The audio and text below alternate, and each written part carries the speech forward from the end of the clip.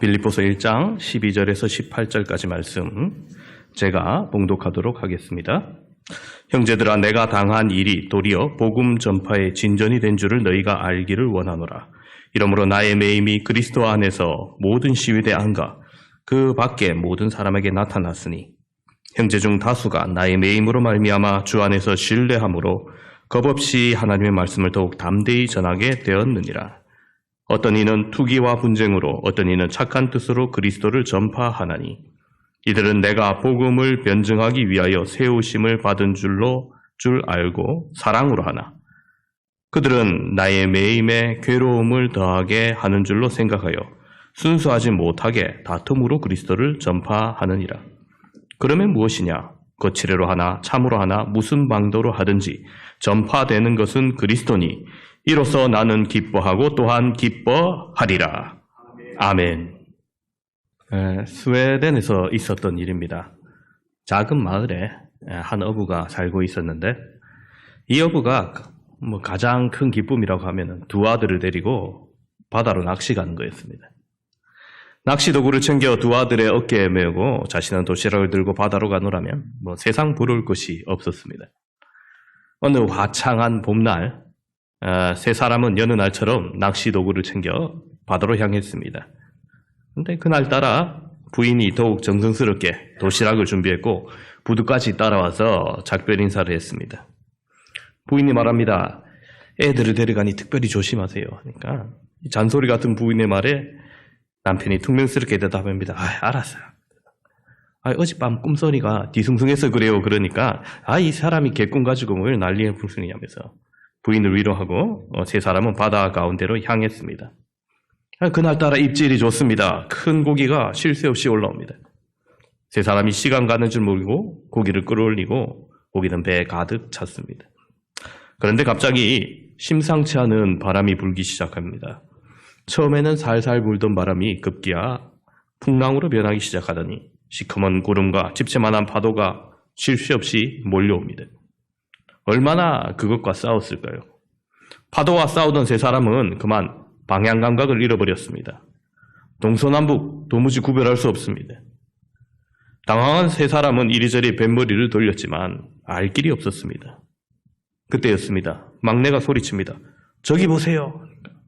막내가 가리친 곳을 보자 어느 오천에 환한 불꽃이 솟아오르고 있었습니다. 저기가 육지다. 그리고 세 사람은 불꽃이 일고 있는 방향을 향하여서 열심히 노를 저었습니다. 포구에 도착해보니 부인이 걱정스러운 모습으로 남편과 아들을 기다리고 있었습니다. 배가 무사히 도착하자 아내가 근심 어린 표정으로 말합니다. 여보, 큰일 났어요. 우리 집이 화재가 나서 다 타버렸어요. 그제서야 세 사람은 난파 직전에 있었던 그 큰 불꽃의 의미를 알았습니다. 남편이 말합니다. 괜찮아요. 우린 그 불꽃을 보고 살아왔어. 여러분, 이것이 인생입니다. 모든 인생은 봄처럼 시작합니다. 화창한 봄날에 도시락을 준비하여 기쁜 마음으로 소풍을 가듯이 그렇게 시작합니다. 그러나 그렇게 시작된 인생은 고난과 평안, 환희와 절망, 눈물과 기쁨이 교차되며 살아갑니다.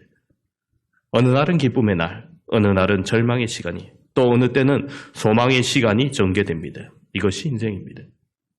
다소 차이는 있지만 인생은 누구에게나 참 쉽지 않습니다. 갑자기 아들이 교통사고로 사망했다는 소식을 들은 엄마의 찢어지는 가슴도 있고, 지난번 건강검진은 괜찮았었는데 이번 검사에 나타난 질병도 있습니다. 갑작스러운 심장마비로 남편을 잃고 남은 인생 혼자 살아야 되는 아내와 예상치 못한 실직과 같은 어려움이 우리에게 언제나 올 수 있습니다. 이처럼 인생은 눈물의 홍수입니다. 목사님들과 함께 이야기를 나눌 때 교회마다 크고 작은 문제가 끊임없이 나타나는 것을 보며 참 목회가 쉽지 않다 생각할 때가 많습니다. 성도 역시 예수님을 믿는다고 고난에서 예외가 될 수는 없습니다. 성경 어디를 읽어도 예수 믿는 사람의 인생이 쉬울 것이다 말은 없습니다. 예수님께서 오히려 너희가 세상에 있는 동안 환난이 있으리라고 하셨습니다. 환난은 언제나 누구에게나 있는 것입니다. 야곱이 나이가 들어 죽게 되었을 때 바로왕을 만나 내 인생에 고난이 많았다. 모든 것이 나의 적인 것 같다고 표현한 적이 있습니다. 고난을 당하면 누구나 힘이 듭니다. 그리고 의문이 생깁니다. 왜 이런 일이 나에게 생기나? 왜 하나님이 나를 이렇게 힘들게 하시나? 혹시 나를 벌하시는 것은 아닌가? 나를 싫어하는 것이 아닌가? 이런 부정적인 생각 때문에 때때로 시험에 들거나 하나님과 멀어지기도 합니다. 시련의 이유는 참 다양합니다. 죄의 결과로 겪는 시련이 있습니다. 먼저 자신의 잘못된 판단이나 실수로 시련을 겪기도 합니다. 대부분의 시련이 그런 경우입니다. 또한 부주의로 겪는 시련이 있습니다. 연세 많은 분이 운동을 평소보다 2배로 했다가 아이고 하면서 병원 신세를 지는 것을 보죠. 자신의 잘못을 자초한 시련입니다. 또한 다른 사람의 잘못으로 고생한 경우도 있습니다. 담배 피는 남편 때문에 간접흡연으로 아내가 폐암에 걸린 그런 경우죠. 또 자연 법칙에 따른 재난이 있습니다. 홍수나 지진 같은 경우가 그런죠. 또 자기를 위해서 스스로 하는 고생이 있습니다. 젊었을 때 열심히 공부하는 게 그겁니다. 고3 학생들 열심히 공부하는데 엄마도 자식을 위해 덩달아 고생하기도 하죠. 사명을 혹은 목적을 위해서 하는 고생이 있습니다. 예전에 우리나라 독립투사들이 나라를 위해서 얼마나 고생했습니까? 순교자들이 복음을 위해서 고생을 했습니다. 또 하나님의 섭리 가운데 하나님의 영광을 드러내기 위해서 하는 고생이 있습니다. 욥의 경우가 그렇습니다. 욥의 친구들은 욥에게 잘못이 없는지 자꾸 묻습니다. 정의의 하나님이 잘못도 없는 사람을 그렇게 고생시키지 않을 것이라고 말하죠. 하지만 하나님께서는 욥을 두둔하시고 욥의 친구들을 책망하십니다. 그리고 이유를 전혀 알 수 없는, 우리로서는 알 수 없는 고생들도 있습니다. 우리가 겪는 고생과 시련이 항상 우리의 죄 때문만은 아닌 겁니다. 그러나 마귀는 우리가 어려움을 겪을 때 하나님이 너를 싫어해. 모든 게 너 때문이야 라고 이간질하면서 하나님과 우리의 사이를 멀어지게 만듭니다. 조심하셔야 됩니다. 고통을 좋아하는 사람은 아무도 없습니다. 그러나 고통은 우리에게 반드시 있어야 하는 것이기도 합니다. 우리를 보호하는 방편이 고통이 되기도 하기 때문입니다. 이런 거죠. 예전에 하숙집을 하시던 아주머니가 한밤중에 아플 때마다 의대생에게 자주 진통제를 얻어먹었습니다. 그런데 하루는 진통제를 주던 의대생이 이거 자꾸 먹으면 좋지 않습니다 하면서 그날 주지 않는 거예요. 그게 얼마 한다고 안 주냐면서 얼굴을 붉히고 그냥 잠을 청하는데 이 웬일인지 고통이 점점 더해집니다. 그러다가 응급실에 실려갔습니다. 급성맹장염이에요. 의사가 하는 말이 진통제 먹고 통증을 못 느껴서 그냥 잤다라면 큰일 날 뻔했다고 얘기합니다. 여러분, 통증을 느껴야 몸에 이상이 있는 것을 알게 되는 거예요. 그러므로 고통이 반드시 나쁜 것만은 아닙니다. 고통은 우리가 더 큰 상처를 입지 않게 합니다. 히브리서 12장 6절은 역경을 하나님께서 우리를 사랑하시는 증거라고까지 말씀합니다.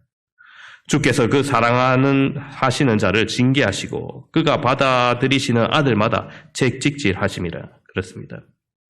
여러분, 세계 역사상 교회 음악 작곡가들 가운데 가장 위대한 사람 꼽으라면 누굴 꼽을 수 있겠습니까? 아마 요한 세바스찬 바하일 겁니다. 그는 황무지 같은 환경 속에서 장미꽃 같은 아름다운 작품들을 많이 남겼습니다. 하지만 그의 인생은 고난의 연속이었습니다. 그의 부모는 어릴 때 돌아가셨습니다. 마리아라는 여자와 결혼했지만 7자녀를 낳고 바하가 연주 여행을 떠난 사이 병으로 세상을 떠나고 말았습니다. 바하가 집에 돌아왔을 때는 이미 장례식까지 끝난 뒤였습니다.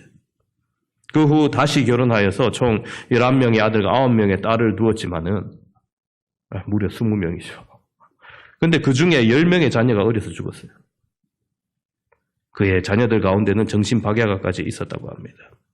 노년에도 자신도 앞을 보지 못하는 장님이 되고 말았고 뇌출혈로 쓰러져 반신불수까지 되었습니다.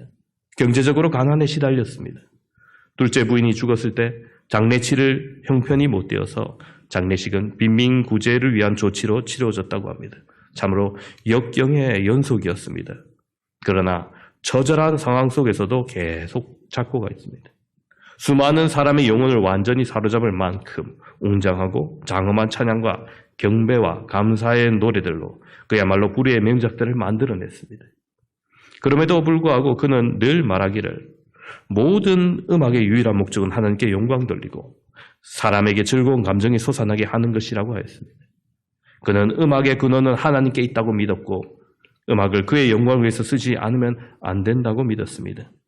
그는 누구든지 예수 그리스도만 믿으면 구원 얻게 된다는 것을 굳게 믿으며 그 어려운 인생 속에서도 장엄하고 경건한 음악의 꽃을 피웠던 것입니다.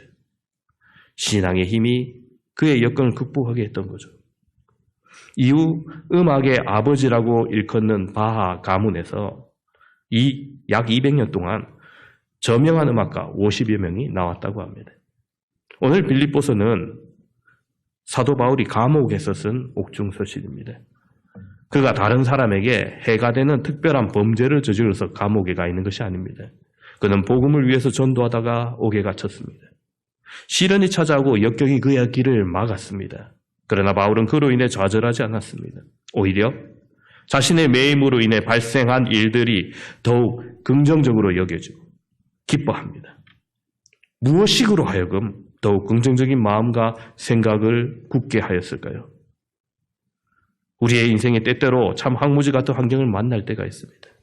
건강으로 인해서, 경제적 궁핍으로 인해서, 풀 수 없는 복잡한 인간관계 때문에 삭막한 직장을 만날 때도 있고 신앙생활에 광야 같은 척박한 환경이나 사람을 만날 때도 있습니다. 그럼 우리가 어떻게 역병을 극복하고 인생의 장미꽃을 피울 수 있겠습니까? 첫 번째로 역경을 진보의 기회로 삼아야 됩니다. 인생은 항상 봄만 있는 것이 아닙니다. 항상 푸른 초장만 있는 것이 아닙니다. 때로는 황무지 같은 역경이 찾아옵니다. 그 역경을 만나면 그것 때문에 주저앉는 사람이 있는가 하면 오히려 그것 때문에 더욱더 진보하는 사람이 있습니다. 오늘 성경에 나오는 바울이 바로 역경으로 인해서 더욱더 진보하는 사람이었습니다. 오늘 12절 말씀을 보십시오. 자신이 당한 일이 도리어 복음의 진보가 되었다고 말합니다. 형제들아, 내가 당한 일이 도리어 복음 전파의 진전이 된 줄로 너희가 알기를 원하노라. 그렇습니다. 여러분, 제가 재미난 이야기 하나 할까요? 그 두 친구가 낚시터를 갔습니다. 한참을 낚시하는데 한 친구가 이상해서 물어봅니다. 아까부터 내가 보니까 자네는 큰 고기를 잡으면 물에 넣어주고 작은 것만 잡던데 무슨 이유가 있나 하니까 친구가 하는 말이 글쎄 우리 집에 후라이팬이 작은 것밖에 없어서 그렇다는 거예요. 여러분, 그릇이 작으면 넓히면 됩니다. 마찬가지로 고난의 때는 바로 자신을 넓혀야 할 때입니다. 주님께서 한 사건을 통해서 말씀하심으로 우리의 믿음이 넓혀지기를 바랍니다. 바울이 당한 일이 뭡니까? 감옥에 갇힌 겁니다.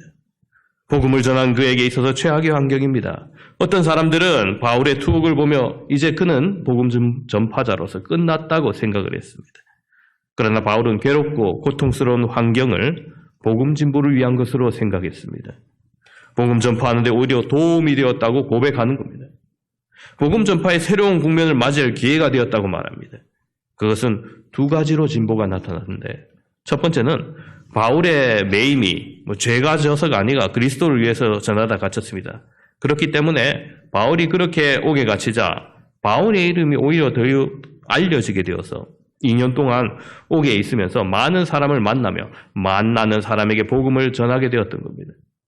그가 갇힌 시위대는 황제 친위 부대였는데 그런 곳에 있었기 때문에 그는 로마 핵심 실력자들에게 복음을 전하며 제국의 복음을 하는데 기반하는데 앞장설 수 있었던 겁니다. 당시 그를 지키던 로마 군인이 6시간마다 교대했다고 합니다.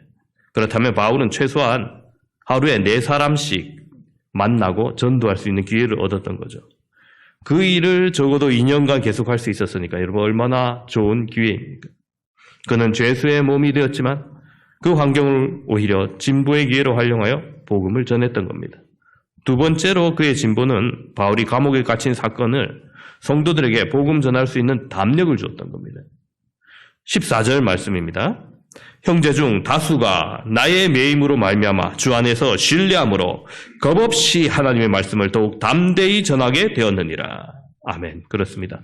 여러분, 다른 사람에게 본보기가 되고 간증이 되어서 희망과 용기를 주었던 겁니다.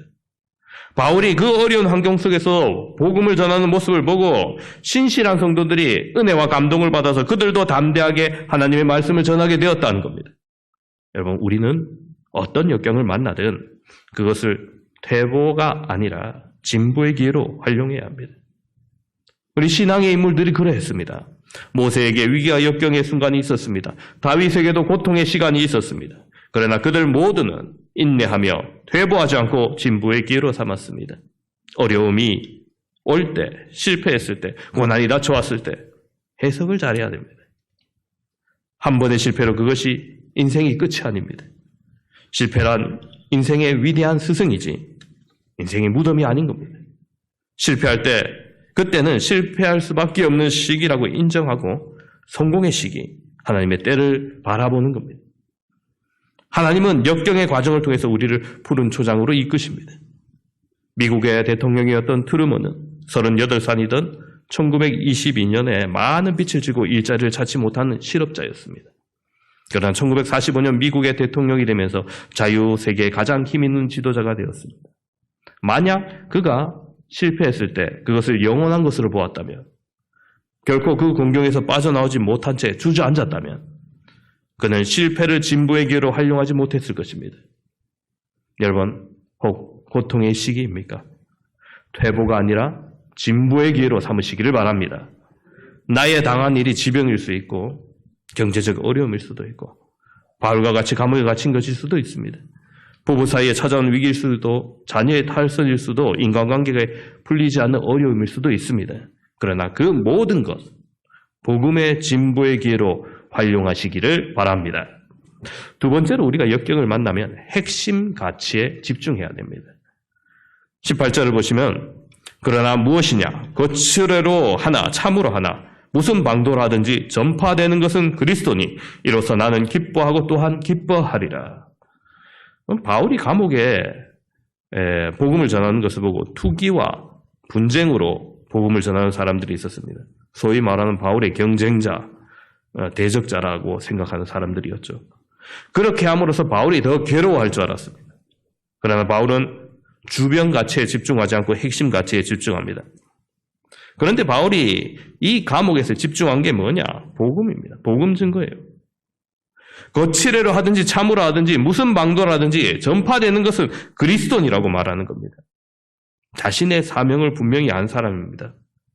어떻게 하든지 예수 그리스도만 증거되면 되는 것을 그는 알았습니다. 그의 핵심 가치가 복음 증거였던 거죠. 여러분, 핵심 가치가 뭡니까? 뭐 이런 거죠. 여러분, 만약에 누가 해외여행 갔다 오든지 뭐 생일이든지 해서 명품 브랜드 화장품을 여러분에게 선물해 주었습니다. 평소에 안 쓰는 비싼 건데 너무 좋은 거 받았다고 좋아하죠. 근데 그거 바르니까 자기 피부랑 안 맞아서 트러블이 일어나는 거예요. 그럼 어떻게 해야 됩니까? 선물 받았는데 환불할 수는 없고 사용을 말아야죠. 다른 사람이 사용하거나. 그런데 혹 이렇게 생각하면 안 되는 거죠. 이 화장품이 너무 명품이니까 트러블이 나도 아까워서 내가 이거 다 쓰겠다. 아니면 나는 이 정도 쓰는 여자라고 계속 사용하고 싶어서 쓴다면 여러분, 뭐가 더 소중한 가치인지 모르는 사람입니다. 화장품 브랜드가 중요한 것이 아니라 피부가 더 중요한 거죠. 이 피부가 더 핵심 가치인 겁니다. 반대로 어떤 화장품을 바르면 너무 피부가 좋아지는데 만약에 뭐 독성분이 있어갖고 수명이 줄어든다. 어떡하시겠어요? 안 써야죠. 피부보다 생명이 더 핵심 가치 아닙니까?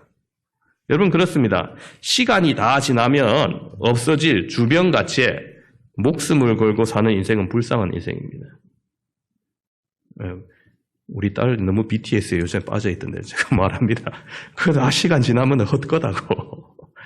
지금 돈 주고 사지만 나중에 돈도 안 되는 거라고. 물론 여러분 뭐 취미로 즐기고 듣고 즐기는 거 뭐 그것까지 나무랄 수 있겠습니까만은 너무 빠져서는 곤란한 거죠. 일시적인 유행들, 시간이 지나면 다 사라질 것들에 목숨을 걸어서는 안 됩니다. 그런데 사람들은 자꾸 본질이 아닌 것에 얽매일 때가 있어요. 특히 역경에 처하면 비본질적인 것에 얽매이기 쉽습니다. 제가 겪지는 않았지만 들은 바에 의하면 나이가 더 많아지면 사소한 며느리의 말도 괘씸하다고 느낀다고 하는데, 예. 사람이 병들면 또 더 서운하게 느낀다고 하죠. 실직을 하면은 전에 아무것도 아닌 사소한 것 하나에 더욱더 얽매이기 쉽습니다. 아내가 외출하에 밥 한 끼 챙겨주지 않으면, 내가 실직했다고 무시하는 뭐 이렇게 생각하는 거죠. 이처럼 사람이 어려움을 당하면은 당할수록 핵심 가치가 아니고 왜 주변 가치에 더 신경을 쓸 때가 많아요. 그러나 오늘 성경에 나오는 이 바울, 그렇지 않았습니다. 어려우면 어려울수록 더욱더 핵심 가치에 집중했던 겁니다. 여러분, 신앙생활 하면서 주변 가치에 얽매여서 실망하지 마시기를 바랍니다. 성경을 보면 한나가 아이를 낳지 못합니다. 또 다른 아내 분인나가 괴롭힙니다. 아내도 못 낳는. 그때 한나가 뭘 합니까? 날마다 분인나 머리 잡고 싸웁니까? 아닙니다. 핵심 가치를 한나는 알았습니다. 아이를 낳으면 되는 겁니다. 분인나와 갈등을 겪고 하나님께 나아가 부르짖습니다. 아이를 달라고 부르짖습니다. 간절히 기도합니다. 결국 한나는 사무엘을 낳아 민족의 지도자로 만듭니다. 고난이 찾아오고 역경이 처할수록 핵심 가치에 집중해야 역경을 쉽게 극복합니다. 여러분, 성경 공부할 때도 이번에 로마서 특강은 여러분 질문할 수 없는 환경이었지만 너무 많은 분들이 하셔서, 만약에 우리 문화실에서 한 12명 이내로 한다, 그러면 우리 질문을 자주 할 수 있죠. 그때 좋은 리더란 핵심을 놓치지 않게 만들어야 돼요. 가끔 엉뚱한 질문을 하는 사람들이 있어요. 흐름을 끌는 거죠. 성령 충만에 대해서 막 설명하는데 갑자기 목사님, 그런데 하나님께서 왜 선악과를 만드셨죠? 좀 엉뚱한 질문을 하는 거죠. 그러면은 흐름과 관계없는 것에 대해서 질문하면은 그걸 너무 또 치중하면 안 돼요. 자기가 엄청 지식이 있느냐 그거에 대해서 설명해주고 또 다른 질문하고 또 다른 방향으로 가다 보면은 나중에 사람들 다 흩어집니다. 핵심도 없고 이래야 되는 거예요. 그런 질문을 하면 이건 나중에 다 배우면 알게 될 것이라고 넘어가야 됩니다. 그럼 실제로 되게 질문한 사람은 나중에 생각도 안 하고 있어요. 그렇게 흐름을 놓치지 않고 핵심 가치를 계속 얘기하고 마지막까지 가게 해야 됩니다. 여러분, 교회도 마찬가지예요. 이 땅에 살면서 교회에 해야 할 일이 얼마나 많습니까? 많은 문제들, 시대의 문제들이 있습니다. 2000년대에는 2000년대의 문제들이 있었고 2020년대에는 2020년대의 문제가 있습니다. 그런데 그 문제 하나하나에 교회가 너무 목숨 걸고 과하게 반응하기 시작하면은 교회는 핵심을 잊어버리고 맙니다. 어떤 때는 시간이 해결해 주는 것도 있고 어떤 때는 그 단계를 넘어서면은 성장하면 저절로 해결되는 문제들이 있습니다. 성장통이란 게 있잖아요. 청소년들이 막 성장통을 겪을 때 약이 필요합니까? 아닙니다. 다 크면 나아버립니다. 크면 나을 것 가지고 예민하게 굴 필요가 없는 거죠. 교회도 마찬가지입니다. 교회에서 추구해야 될 가장 중요한 가치, 어떻게 하면 말씀을 더욱더 많이 듣게 할 것인가? 어떻게 하면 더 많이 기도할 것인가? 어떻게 하면 더욱더 불신자에게 더 많은 전도를 할 것인가? 이런 핵심 가치를 놓치지 않는 것이 중요합니다. 마귀가 유혹해 오면은 유혹해 올수록 더 많이 기도하고 모든 상황을 통해서 더 말씀 듣고 모든 자극을 통해서 더욱더 많이 전도를 하게 되면은 마귀가 두 손 들게 되는 거예요. 이것이 교회뿐만 아니라 개인도 마찬가지입니다. 어떤 전문적인 직업이 있지 않습니까? 변화가 찾아옵니다. 그때 무슨 변화가 있든지 전문가는 더욱 전문성을 기르면 이기는 겁니다. 학생은 옆에 공부 잘하는 사람이 있다. 흔들리지 않고 그 사람 때문에 더욱더 자극받아서 더 열심히 공부하면 되는 겁니다. 반대로 주변에 전부 다 논다. 아이고 저것도 공부도 안 하고 합니다. 그러면은 나라도 공부해야겠다 생각하고 더욱더 열심히 하면 되는 겁니다. 그것이 핵심 가치를 붙들고 있는 거죠. 나쁜 자극이든 좋은 자극이든 긍정적인 자극이든 부정적인 자극이든 되는 사람은 꼭 핵심 가치를 붙드는 쪽입니다. 함께 예배드리는 성도 여러분도 어떤 고난의 시기일수록 하나님께서 우리를 향하신 그 핵심 가치를 붙드심으로 역경을 극복하시기를 바랍니다. 세 번째로 역경에 처할 때 믿음의 눈으로 바라보고 기뻐해야 합니다. 다시 18절 말씀입니다. 그러면 무엇이냐? 거칠애로 하나 참으로 하나 무슨 방도로 하든지 전파되는 것은 그리스도니 이로써 나는 기뻐하고 또한 기뻐하리라. 아멘. 사람들이 역경에 처하면 세 가지 중 하나로 반응을 해요. 하나는 극복형입니다. 자신에게 불리하고 고통스러운 환경이라도 하나님이 주신 테스트로 생각하고 극복해 나가는 진취적인 사람이 있습니다. 두 번째로 방종형인 사람도 있어요. 자신에게 불리하고 고통스러운 환경에 소극적으로 대처하고 좀 회피하려는 자신의 사명이라고 생각하는 것을 게을리하며 쾌락의 종이 되는 사람이 있습니다. 세 번째로 포기형입니다. 아예 포기해버린 거예요.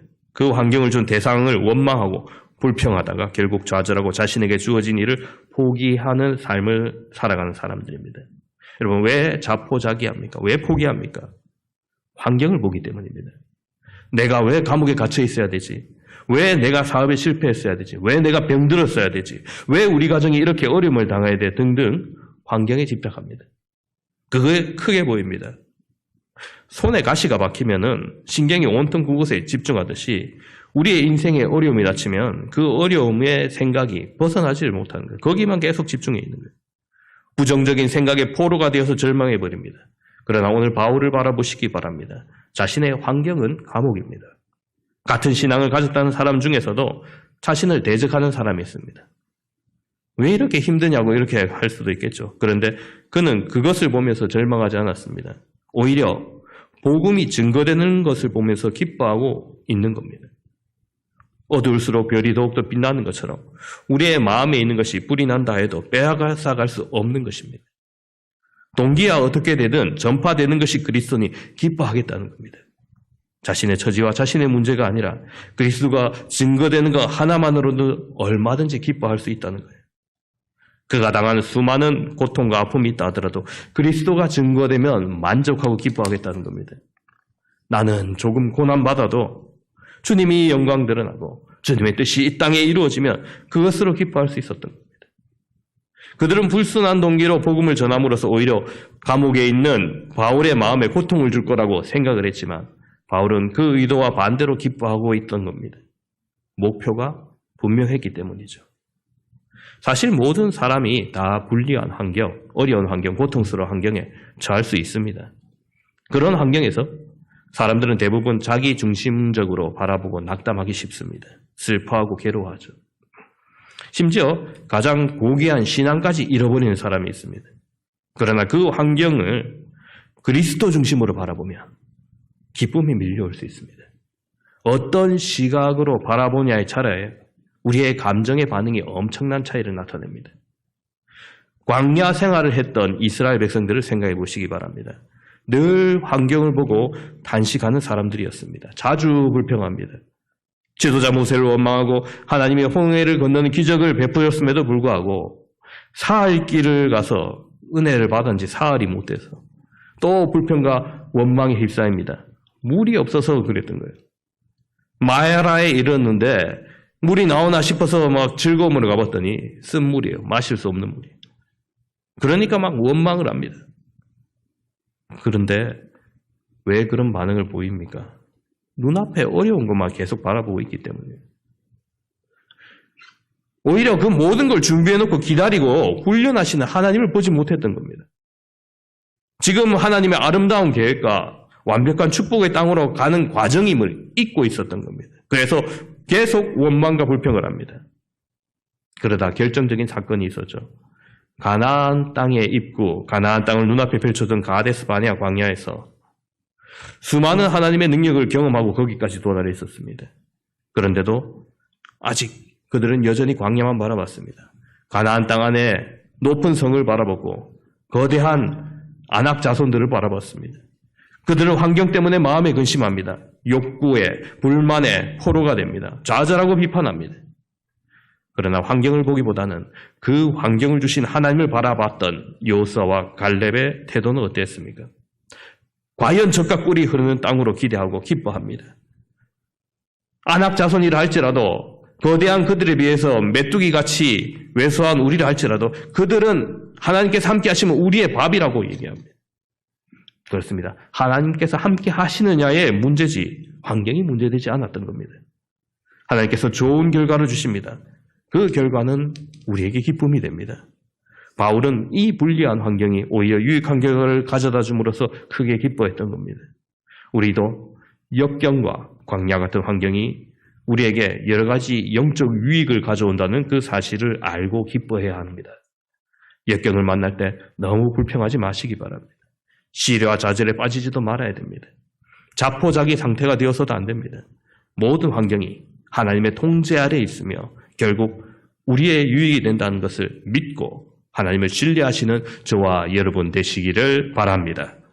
오늘 말씀을 정리합니다. 함께 예배드리는 사랑하는 성도 여러분, 오늘 우리에게 역경이 어떤 의미입니까? 역경을 이겨내시기 바랍니다. 첫 번째로 역경을 이겨내기 위해서 진보의 기회로 삼아야 된다 말씀드렸습니다. 예전에 국민일보에서 본 이야기입니다. 레티 그랜트라는 여성분이 소아마비로 전신이 마비가 되었습니다. 죽지 못해 살아가고 있었습니다. 할 수 있는 것은 오로지 말하는 것, 듣는 것뿐이었습니다.